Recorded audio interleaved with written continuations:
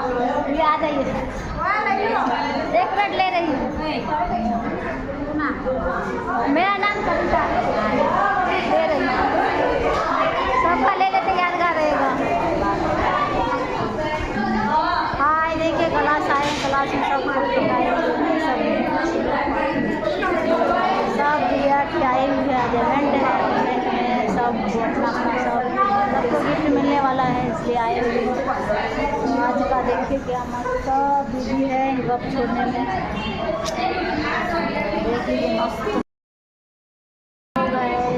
देखिए सब फ्रेंड आए हुए हैं, सबको गिफ्ट मिलने वाला है और गिफ्ट में मिलेगा ये मशीन मिलने वाला है।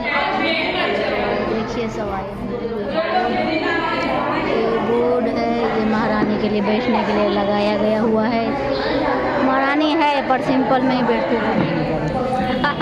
बैठिए, देखिए सब गिफ्ट के लिए पीछे आए हुए हैं, गिफ्ट मिलेगा सबको।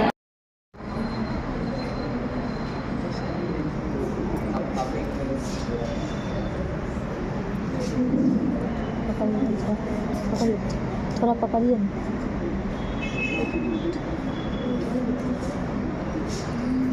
જશોદાબેન પરમાર, તમને લોકોને સિલેક્ટ કર્યા છે, તો તમે લોકો પણ હવે એવું બતાવજો કે આ સિલેક્શન